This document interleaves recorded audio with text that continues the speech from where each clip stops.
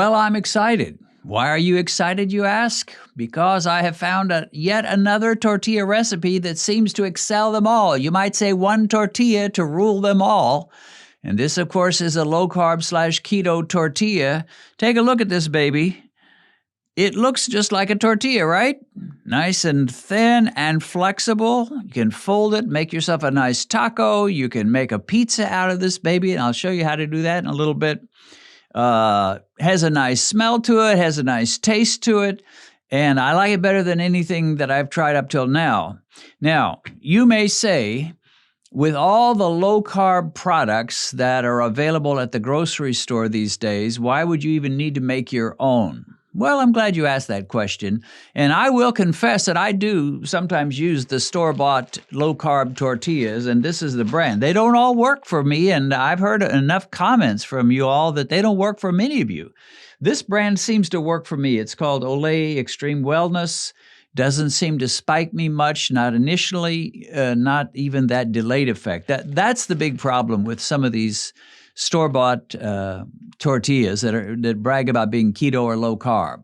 They essentially create a fake fiber, and they use cellulose and some other ingredients, and they pack stuff together to the point where it doesn't usually give you an initial spike. Not at 1 hour like many foods would. You drink a soda, a regular soda, sugar-filled soda, and within 1 hour, your blood sugar is going to be off the charts. But you can eat 1, 2, 3 of these, and within an hour, you're looking good. And if you didn't know any better, you might say, well, this works for me. But I found out that with some brands, it doesn't work. And some of you say, I've tried several brands, none of them work for me. This brand, this Extreme Wellness brand, Olay Extreme Wellness Tortilla, that works for me. I've tested it several times. Still makes me a little nervous, and it has a lot more ingredients than these babies. So these, I just don't sweat it. If I wanted to use 2, and I would never use 2 of these at a meal. And that goes for basically any low-carb keto bread you buy at the store. I just would never use 2. I might use 1. Make a sandwich out of some low-carb sandwich bread, a keto sandwich bread. I would never use 2. But these, I'm not worried about them. And so we'll talk about a little bit more about these a little bit later on. But these work. And the reality is I like them just as well as the store-bought. Now, I have talked about one other type of tortilla you can make in the microwave. So this is one of those that I made in the microwave. It involves whey protein isolate, almond flour, and I forget what else. But this definitely works. It's fairly quick, and that's one of the things. I'm a busy guy, and my schedule is packed. I'm always playing catch up. I'm always running behind. I don't have time to spend 30 minutes in the kitchen making myself some tortillas. But if I can find something that tastes just about as good and works very well, and I can make it in a few minutes, then yeah, that works. And this works. It doesn't look as much like a tortilla as this one does. And I like the taste of this a little bit better.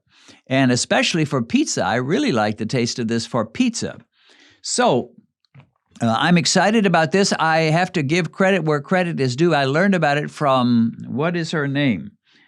Annie from Keto Focus. And she probably learned about it from others. So it's kind of hard to pin down the starting point for some of these recipes. But I really like her. Keto Focus, I'll put a link to that. I think she's just about the top of the line when it comes to providing keto foods, recipes, desserts, meals, tortillas, just pretty much anything. I really, really recommend her channel. And if you're just getting started in the keto / low-carb lifestyle and you're really wanting to beat diabetes, you check out Annie at Keto Focus, and you will find all kinds of recipes that should help you. Anyway, right now we're going to go to a description of how these are made. Then I'll come back and give you some more concluding thoughts. Making these tortillas is the essence of simplicity. There are only 3 ingredients, plus salt and water. In a medium bowl, add 1/2 cup of almond flour. Then add 1/3 cup of Lupin flour. Add 1 tablespoon of xanthan gum, and then give it 3 or 4 shakes of salt. Stir the mixture thoroughly. Then pour in 1/3 cup of water using a liquid measurement, and then stir it well until it becomes a lump of dough. Form the dough into a ball and then divide it into 4 pieces. Round these 4 pieces into balls. Place a ball of dough between 2 parchment papers. You can buy parchment rounds that are perfect for this. I used a tortilla press to flatten each ball into a tortilla shape. You may want to give the parchment rounds a light spray with cooking spray so that those tortillas don't stick to the paper and come all apart and get messy on you when you try to remove them. Set a burner on your stove to just below high heat and give it a few minutes to get hot. Then place the tortillas on a pan for 35 to 45 seconds. Flip it over and give the other side another 40 seconds or so and remove. And voila, you have a wonderful, tasty, and flexible tortilla. All right, well, let's talk some more about these amazing tortillas. But let me first say that if you choose to make the microwave tortilla, which are not bad at all, they're actually quite good. Maybe not quite up to this level, but pretty close. You would do well to get a couple of these silicone mats. I'll leave a link in the description. They'll peel right off once you make them in the microwave. You may have a little more trouble if you make them just in a plate. So consider that. Now, getting back to these, you notice that one of the things I used was this baby right here. This is a tortilla press, and boy, it's heavy. I ordered it. I never realized how heavy it would be. Thank the Lord for Amazon free shipping as a Prime member, so I didn't have to pay shipping. But this baby is heavy, and it really does the job very, very well. And of course, you want to use it with these kind of rounds. They call them rounds, parchment paper rounds, and they are just the right size for the tortillas. Now, if you want to make a larger pizza, then of course you would be better off to just use regular wax paper, or regular parchment paper, and make a bigger pizza. So the one negative about making these, and I mean these are so good that you just need to learn how to do it, but the one negative is when you first get them off of this press and they're squeezed thinly between those 2 parchment paper rounds, you got to be careful or the whole thing will come apart on you. And so I will generally spray a little bit of cooking spray on the 2 parchment paper rounds, but you can't do too much because if you use too much, it will affect how it cooks up on that grill and they'll be less flexible. In fact, the lady on Keto Focus says you don't want to use any kind of cooking spray or oil on your pan. Just put those things down dry because if you put very much oil on that pan, they won't be as flexible. And of course, with these tortillas, you want them flexible so you can bend them and eat them like tacos. Anyway, this works great. It costs about $26, but if you're going to be making a lot of tortillas, it is a worthwhile investment. But I know some of you just simply can't get these. You may live in a country where you just can't get onto your computer and order from Amazon. So if you can't get one of these, the answer is very simple.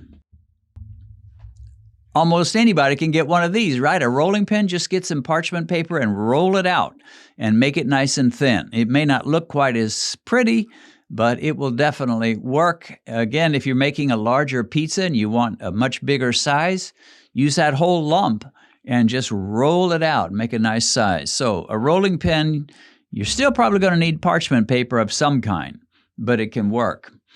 Now, there's one main ingredient at the heart of these. Well, first of all, you got the almond flour as per usual. So, yeah, it takes almond flour. But this Lupin flour I've never used before. And so when I got it, one of the first things I did was take a look at the ingredients, which is it's made out of apparently lupins. What is a lupin? Well, it's a bean of some kind. And if you look at the carbohydrates on this package, compare it to regular flour, it has about half the total carbs of regular flour. So white flour is going to be about 22, 23, 24 grams of carbs for a quarter cup. This is only 11 grams of carbs, but, and this is important, out of those 11 grams, dietary fiber makes 10 grams. So almost no net carbs at all. 1 net gram of carb per quarter cup serving. Now, if you look at the ingredients, the ingredient says sweet white lupin, Lupinus albus, if you want to be official. Sweet white lupin. In other words, it's got 1 ingredient. And so even though this has a lot of fiber, it is not fake fiber. It's not the kind of fiber these keto bread makers and keto tortilla creators use, where they throw in cellulose and wheat starch and this and that and this and that and make some kind of a fake fiber. This is real fiber, and that's much more trustworthy than fake fiber. Another ingredient is xanthan gum, and this is the binder that holds together. This is why this baby is so flexible. If it wasn't for this, it wouldn't be. It would fry up hard and crack. I don't know if it'd make it exactly like a hard shell tortilla, but it would definitely not be this flexible. Yeah, you can try substituting psyllium husk if you don't like xanthan gum or can't get it, but the psyllium husk gives it an entirely different look. I didn't like it as well. It didn't work as well. It wasn't as flexible. So I think the xanthan gum is really the way to go on these. Now, last night I made a pizza with one of these. And so it was just a small one. It was just this size for the tortilla. And on top of the tortilla, well, let me just describe how I made it. These Lupin flour tortillas will stick to a metal pan or sheet, so you really need to make the pizza on parchment paper. I first cover the tortilla with some type of tomato sauce or spaghetti sauce. Then I sprinkle the tortilla with shredded cheese. Next, I add pepperonis, which are almost a necessity for a real pizza. Then I sprinkle my little personal pizza with mushrooms. Then I add pieces of chopped green pepper. And then I add a second layer of cheese. Of course, there are a lot of other ingredients you could use. This is just how I do it. Now it's ready for the oven. I bake the pizza at around 450 for 14 minutes. After bringing it out and letting it cool for a few minutes, I cut it into 4 pieces. Then I thank God for it and enjoy. Now, because this pizza was this size, this wasn't going to fill me up, so I went ahead and had a chaffle with some cream cheese on it as well. And between the pizza and this, I had a very nice meal. And I wanted to test my blood sugar. I wanted to see if it would possibly have the delayed effect. I was pretty sure it would not, but I thought I'll go ahead and test.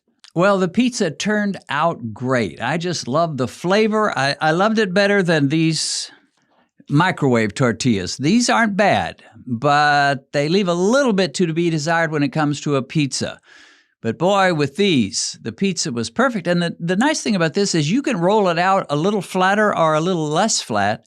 So if you know you're going to make a pizza and you say, I don't want a paper-thin tortilla as the base of my pizza, I want it a little heftier, well, just don't roll it out quite so much and use as much of the recipe as you want. So the pizza was delicious. It was great. Loved the flavor. And I had the a chaffle with cream cheese as well. Made a very fine meal. And I wanted to see the effect on my blood sugar at about an hour and 15 minutes. It was perfect. It was 87. I didn't even test before, but I knew that if my peak turned out good, then why worry so much about where I was before? So 87, an hour and 20 minutes, or hour and 15 minutes after eating, absolute perfection. But would this have the delayed effect that sometimes these store-bought low-carb tortillas have? And sometimes they'll be perfect at 1 hour or hour and 15 minutes, but at 3 hours, 3.5 hours, your blood sugar goes up like crazy. So I tested at 3 hours. It barely drifted up just a little bit. It was at 90. So this thing passes the test for pizza. It's perfect for breakfast burritos. You can throw some scrambled eggs and sausage in there. And, of course, you can make a taco and put some cheese and some picante sauce. I have a feeling I'm going to be making these a lot. And the nice thing is, you know, normally you'd think, okay, microwave is going to be a lot faster. And these ones you have to cook in a pan on the stove. But you get that stove almost red hot. I mean, you get it very high, maybe medium high or a little over medium high. And all you have to do is drop them on there for like 30 seconds and they're done. You flip them over, another 30 seconds, bam, maybe 45 seconds. but they're fast and you can just do one after another. So in a matter of a few minutes, you can make yourself enough tortillas to last you for 2-3 days. And if you double the recipe, if you make the recipe bigger, you can just crank them out about one every minute. And in 10 minutes, you've got 10 tortillas and you can shut the thing down and you are good for a good long while with your tortillas. So this to me is just as fast as the microwave. The microwave takes 90 seconds and these take about 40 seconds on each side. So they are very fast. They are very good. I love the look of them. They look just like tortillas. I have a feeling if you serve them to guests, they wouldn't even have a clue that these are keto or low-carb tortillas. So give them a shot. Give them a try. Recipe will be in the description. Again, thanks to Annie from Keto Focus. She is great. Check out her channel and learn from her. She's far more of a cook than I will ever be. But I can learn from people that have skills that I don't, and that's how we all should be. We're not all going to know everything for sure. And so this is a great option. I encourage you to give it a try. Test it yourself. Don't just depend on Dennis's test, but test it yourself and see where it takes you. And if it works for you, guess what? You've gained another low-carb, keto-friendly meal that can work for you this year, next year, all the rest of your life. God bless. See you again soon. If you've recently been diagnosed with diabetes and you've just discovered this channel, let me recommend that you go to our Uploads page, which will give you access to every diabetic video we've posted since we began. As you work your way through all our videos, I believe you'll find the help you need. A link to our Uploads page is in the description.